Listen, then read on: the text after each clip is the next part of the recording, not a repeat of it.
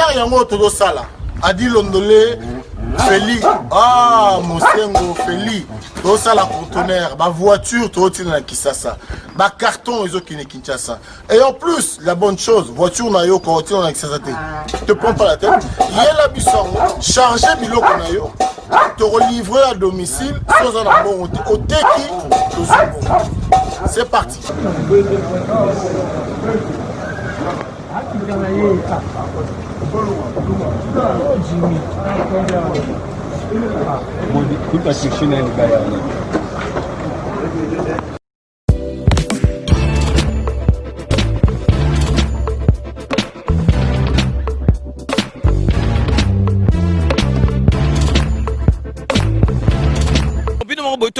Donc, besoin vraiment contact, numéro, ils allaient défiler, bengi, fret maritime, Feli Mosengo, donc, ils allaient à semaine, donc, on a besoin, il y a 30 cartons seulement.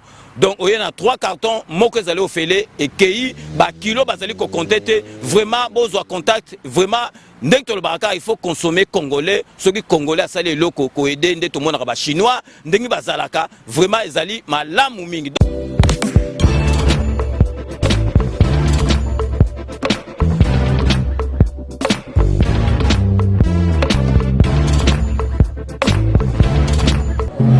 ezali ke ndeko na biso ministre ya finance azwaki courage na ye ya kotraiter nga de tous les noms, mais je peux seulement prodiguer un petit conseil à monsieur le ministre.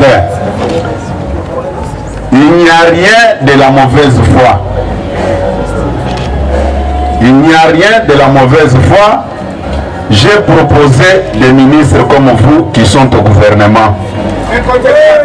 Je dis bien que j'ai proposé des ministres comme vous qui sont au gouvernement. Si j'avais besoin d'être ministre, je serais ministre comme vous, mais j'avais accepté de rester dehors, souffrir avec cette population qui est devant moi aujourd'hui. J'ai été consulté par les premiers citoyens de la République pour entrer au gouvernement. C'est connu de tout le monde. Il n'y a rien de mauvaise foi, monsieur le ministre. Il faut être à l'écoute de ce petit peuple. Aujourd'hui, je suis très à l'aise, comme vous avez accepté de contresigner l'arrêté avec votre collègue des affaires étrangères. Mais je ne m'arrête pas là. Je vous prie encore de regarder les problèmes des réactifs de sang. Nos banques de sang manquent de produits qui testent si le sang a des microbes ou pas. Vous avez un train de vie comme ministre, mais vous avez aussi des familles élargies. Il faut tenir compte de ces gens-là. Il faut avoir l'amour du prochain. C'est le petit conseil que je peux vous prodiguer. Aux amis fonctionnaires, j'ai reçu tous vos messages de félicitations.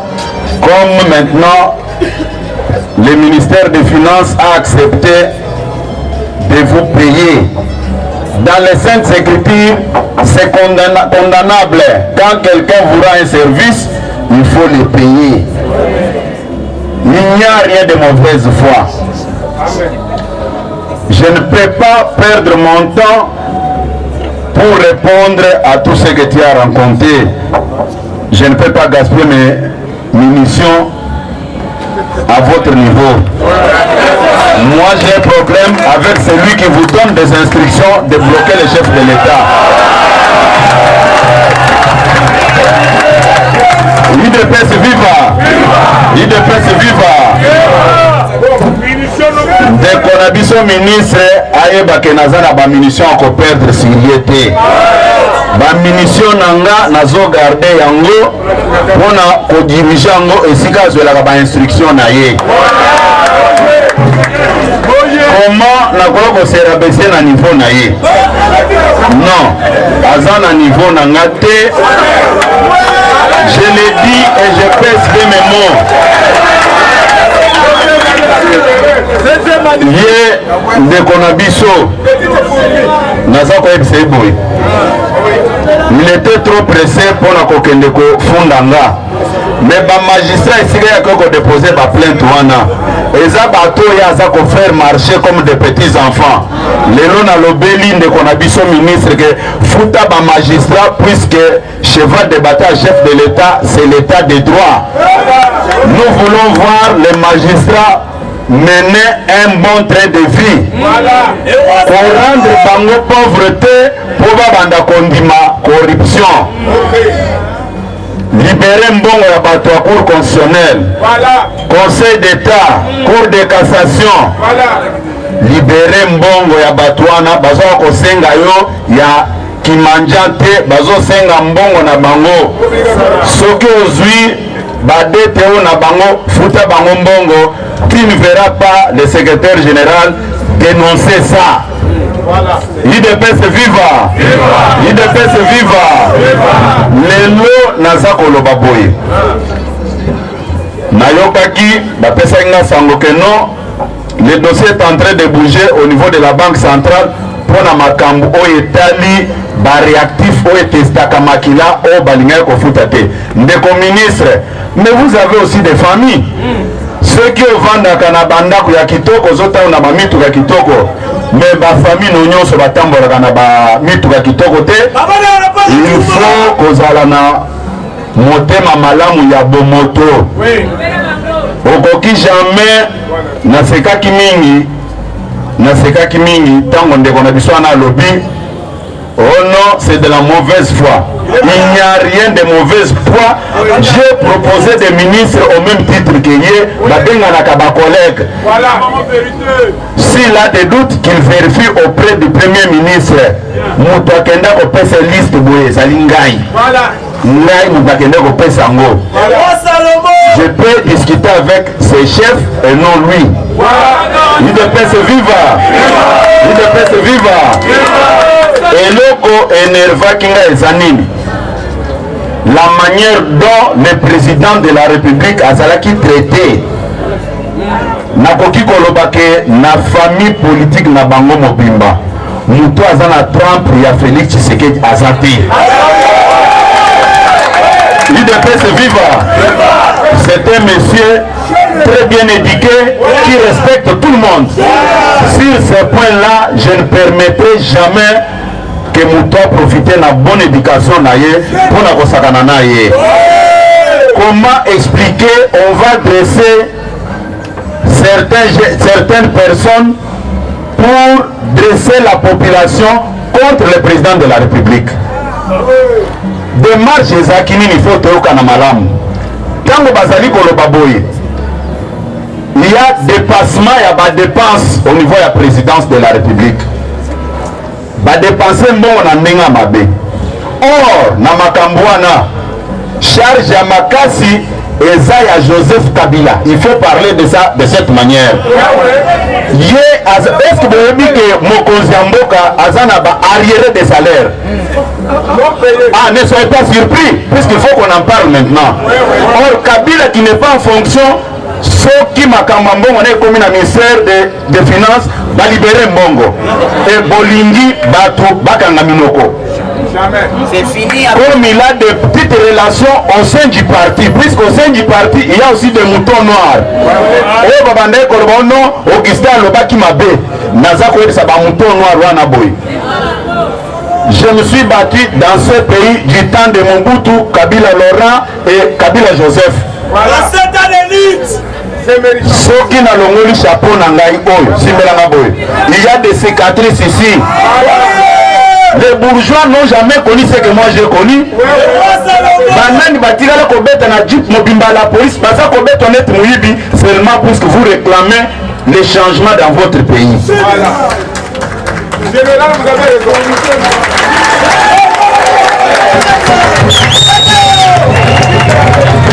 IDPS viva!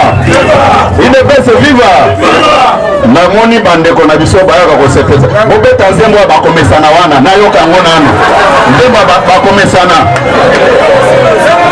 Zwa micro awa, zwa micro bakomesana.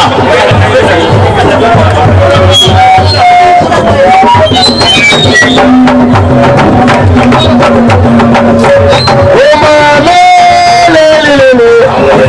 Oh mame.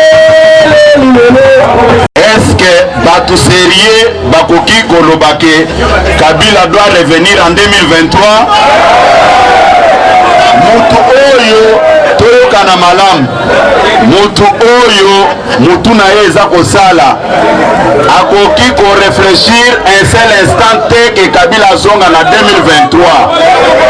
IDPS viva bobetela mokonzi ya mboka Faci Beton maboko. Comment expliquer toyoka na malamu bandeko na ngai?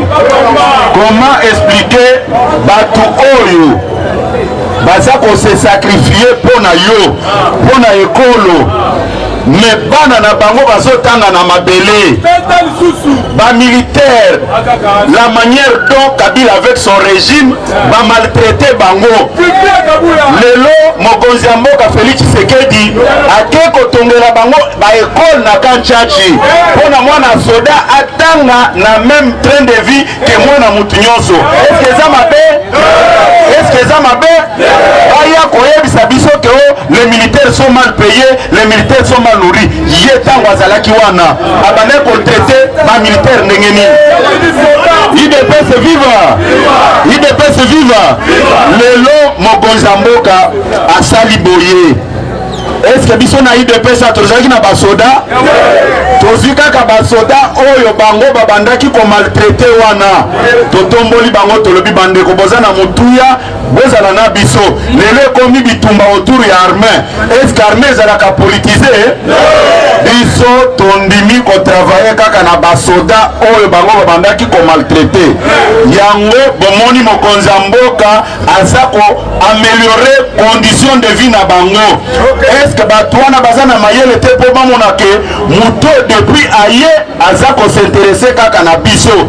Bango balobake non ba militaire likambo songolo pakala eloko wana ekoleka ta mbala moko les aventuriers balobi mokonzi ya mboka azwi alie misolo ebele. Or Kabila na batu na ye moko aza kotouche $680,000 par mois. Nalobi ba député na ye basi bafongoli boîte à Pandore. Nous sommes là pour parler des dépassements, il y a dépenses, il y a présidence de la République. Et puis naza koyebisa batu moko makambo na yokaki bobetela président na biso parti Jean-Marc Kabund maboko makasi. Comment IDPS viva? Comment batu sérieux baza ko condamner président d'un parti politique parce qu'alobi que accord KFCC ici c'est son avis, il a émis un point de vue sur une histoire qui n'a pas d'avenir.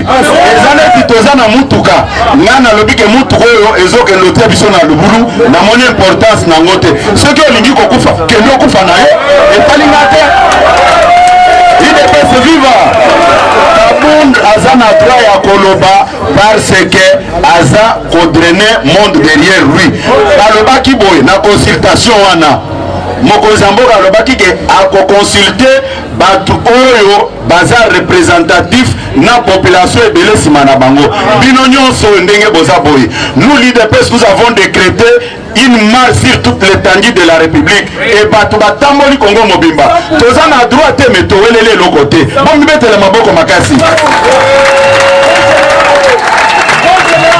Et puis na koloba boye bobetela bandeko na biso ya grand bandu na maboko makasi. Babandaki koloba ke non IDPS ekoki kotia makolo na bandundu te. Mais IDPS viva! IDPS viva! Bana ya bandundu kako tozala na bango na IDPS toyebisi bango ke bokende kuna toyoka sango na kosenga bango bayao bandeko nyonso bakendeki bandundu botelema bolekawa bobetela bango maboko makasi bobetela bango maboko makasi. Pona nini na lobi yango tango bandundu etombe ale bakoti na ba réseaux sociaux. Oh Kabund bazwaki fimbo atakala na bandundu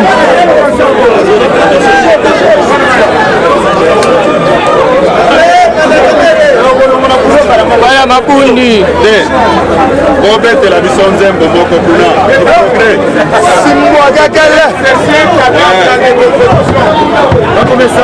IDPS viva. Du progrès bois gramatana mwa muke. Kozwa micro.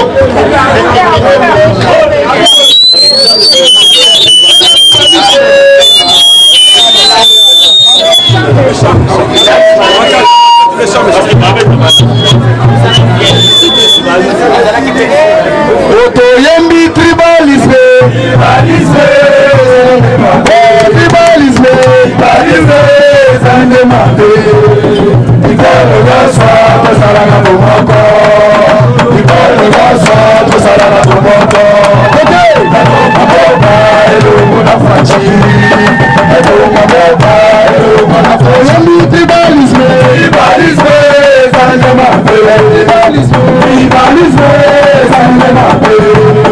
Ikolo gaswa tosala bomoko. Ikolo gaswa tosala bomoko.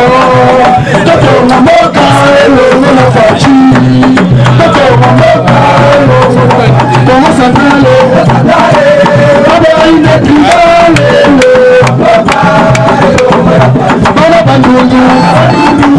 Baba ine tribale.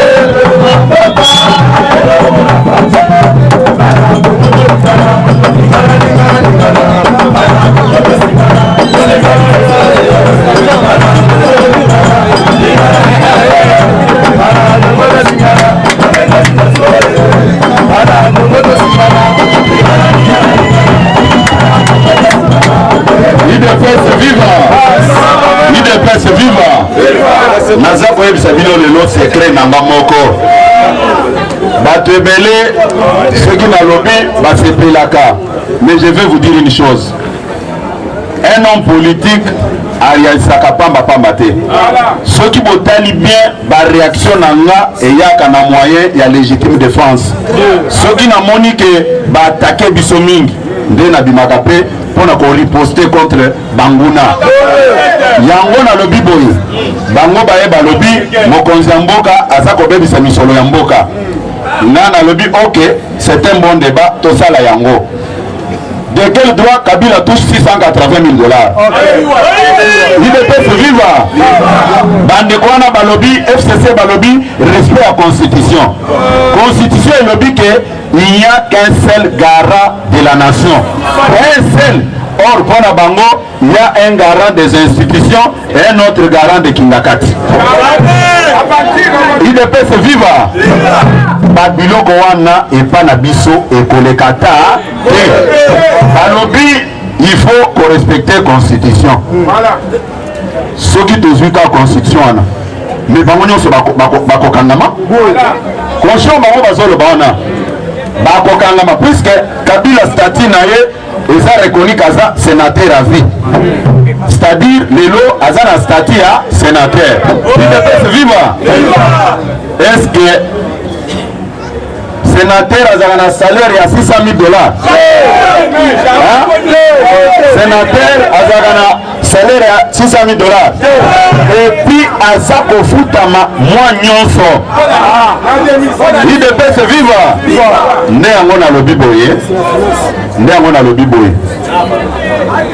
Et puis naza ko révéler bino likambo moko. Na période ya ba négociation. Chef de délégation na biso côté na biso cash ezaki ndeko na biso Jean-Marc Kabund. Mais mukolo tozo pona ba ministère. Blocage ezalaki na ministère mibale. Ya intérieur na ya finance. Biloko na zolo baona ndeko na biso ministre ya finance akende ko vérifier et pas ba chef na ye. Soki a vérifier pas ba chef na ye te akende ko vérifier et pas kulutu na biso yo Jean Baudouin Mayo. Ngai tango toza na kati ya salle bapesaki biso ministère mibale balobi il faut kopona tango tokoti ministre vice-premier ministre ya budget alobi oyo IDPS bakopona ndeo ngana kondima IDPS viva IDPS viva nasalaki ata 2 minutes te na lobby na poni ministère ya intérieur IDPS viva na telemi likolo na zongi na bureau à chef de l'État pour na relaxer jeton que non moi j'ai porté mon choix sur le ministère de l'intérieur. Admettons ce jour-là si j'avais porté mon choix sur le ministère des finances, il y a la ministre des finances. Un peu de respect. Un peu de respect. IDPS viva. IDPS viva. Et là, c'est ça qui n'a pas nini. J'avais fait l'objet de lynchage médiatique. Au fond, le journal boy. Kabouya, Kabouya. Mais le passeport est bini. Pas signé. N'a moni ata. Presse mon côté. Ah, tu avais raison. Moi, je sais seulement que ces jours-là, les billets verts avaient fait leur travail. IDPS viva. Naza Kopé Sabino, devoir à domicile. Bon réfléchir. Boya pour répondre là comment Kabila touche 680 000 $. IDPS viva. IDPS viva. Makambo toza kosolola na bino. Il faut botala yango. Lelo na banda kosolola na bandeko na biso e bakengela kabiso. Baza ko ebisanga boy. Secrétaire général. Oyebi makambo lobaka kuna pa na bino na limité wana. Oyebi esengo biso tozalaka nango te. Biso lelo basoda tozalaki marginalisé depuis mokonzi ya mboka ye alobi na kan church out bana na biso bando tanga na mabele. Puisque les jours où les chefs avaient levé l'option que il faut kotongela ba soda ba hôpitaux ba école bana bango boyebi mutuna tunela lo mais c'est méchant. Bato oyo baza kokende kobunda mpona kokengela mboka omoni kozala na président civil eza esengo peut-être la Fatima beto maboko makasi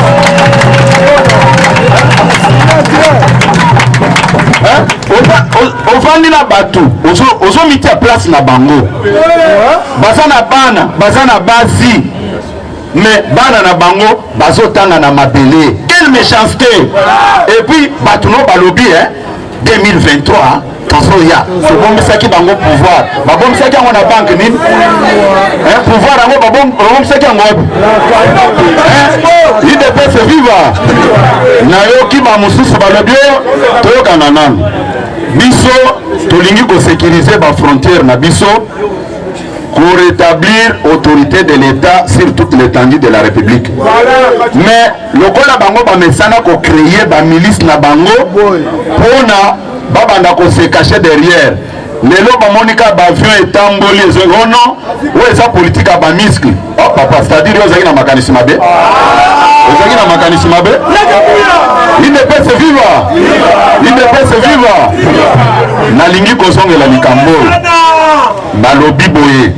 Oh, bagangelaki président Kabund et pas Mokonza Mboka. Comment on a que il n'y a pas un crime parfait. IDPS viva. Tango bazoko mabiloko wana, c'est au même moment où Mokonza zo sololana président ayi na biso na téléphone. Bobete la Mokonza Mboka maboko makasi. Sikoyo nazo comprendre tango balobi ke Mokonza bengani biso. Bon, si quoi à travailler na banane, à travailler na bino, pas y bino bien te. Mon concession na ba doute na ba origine na bino bisika bo sala ba gaf na bino. Si quoi biso, à biso wapi. Biso tokoboya mon concession mbala moko. Bas créer ki ba faux combattant ba koti bango. Ya koti oh misala, oh facha zo négliger biso. Tango biso totali botolobi ba mouton noir ba koti na kata. IDPS viva. IDPS viva. Balobi bazo ça la politique à débauchage. Na tuni bango, je ne cesserai jamais ya kotuna bande kona biso FCC wana. Voilà. Ba membre nyonso ya MLC bazalaka na bango wana. Président Mbemba ne mutu atindaki bango kuna. Président Mbemba ne atindaka bango. Mais bango mne ba spécialiste na makambo ya débauchage. Nde yango naza koloba boy. Ndeko na biso ministre ya finance.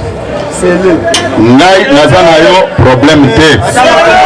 Balobaka boy, moto soki afundi yo abomi yo. Eza boye te. Ye ake bakendeki kofunda ngai IDPS viva IDPS viva te biso nalobi boy pendant 37 ans tokangama pe mingi tokangama mingi tobetama mingi yende mutu aya na vie ya bourgeoisie na politique atikali okata ngondo moko te na masoko na ye IDPS viva IDPS viva babiloko wana naza koyebisa bino boye atika koexécute ordre donné par Kingakati mpona kobebisa image ya mokonzi ya mboka soki atiki bokoyoka nakomi baba naza koloba eloko moko te IDPS viva IDPS viva lelo naza koloba boye bamakambo eza na baministère ebele oyo ya bloqué kuna na ministère ne ya finance.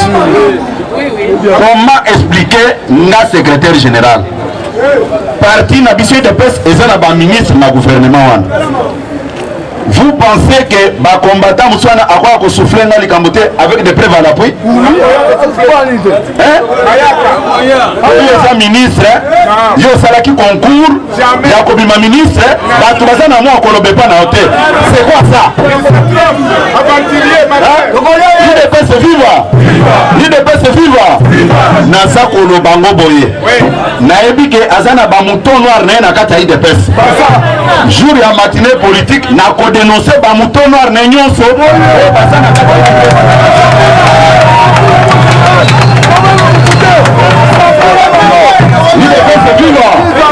baza ko rendre mauvais service moyena to ba mbongo mikemiko apesa la bango wana.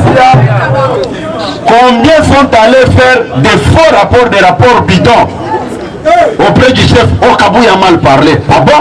Baso finga mokonzamboka baza ko dresser population contre ye. Nous défendons le chef de l'État. Moi, pour bapesa ko to bamonga mike wala ko il a mal parlé. Soki adimi lisusu nasina lobi boye. Soki ils ont continué naza koloba yango na koya kaka na koloba yango puisque babande wanga na ko bato baza impayé te mais ba fonctionnaire ba régie financière babandi ko futa bango siko mabe na kosaki ezali bondetela maboko makasi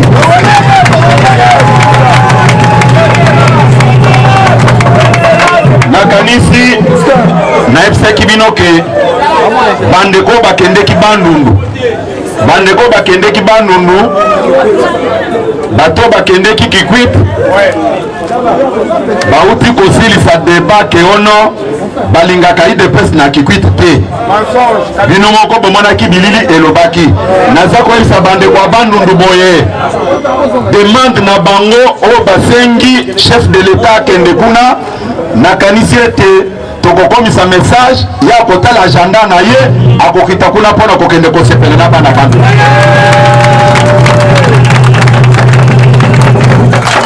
IDPS viva IDPS viva bobetela badélégué na biso nyonso bakende bandu maboko makasi bokende kozonga bisika bino boye bokende kofanda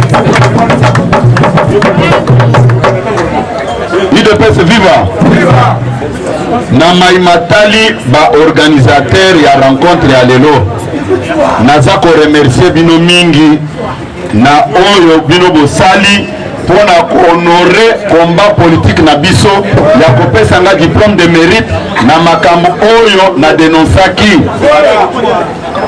yango naza ko remercier bino bozonga na bandaku na kombo na nzambe ba président ya ba parlement debout bakotikala tosolola na bango bokende malamu nzambe apambola bino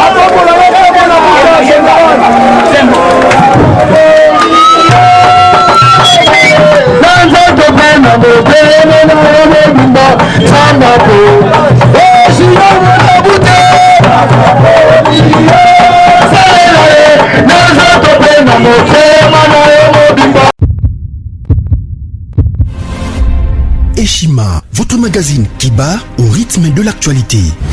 Retrouvez la nouvelle édition exclusivité. Alors que la RDC sort progressivement la tête de l'eau après la crise sanitaire Covid-19 ayant fragilisé les économies du monde, Eshima Magazine présente à la une de sa 15e édition la ministre de l'économie nationale, Acacia Bandou Bola, présente son bilan depuis sa prise de fonction. Relance économique, Acacia Bandou Bola Mbongo donne des signaux forts. Baisse des prix des produits pétroliers, maîtrise des prix des denrées alimentaires pendant des temps forts, organisation des marchés populaires afin de soulager les paniers de la ménagère en période de Covid-19, une franche collaboration avec les opérateurs économiques et dotation en équipement de son administration. La ministre de l'économie nationale affiche un bilan éclatant de sa première année de gestion de ses très stratégiques portefeuilles. Eshima Magazine revient sur chaque étape de la vie de la Margaret Thatcher congolaise. Focus. Agnès Moide et la CNSS interpellent les employeurs sur les avantages de l'utilisation de la télédéclaration. Payer l'impôt est un devoir civique. Barnabé Mwakadi Mwamba, directeur général de la DGI, sensibilise les assujettis. Découverte. Jerry Biangani Tampo, l'homme derrière la renommée de l'université chrétienne Cardinal Malula. Dossier Eshima, contentieux électoraux, de la poudre aux yeux.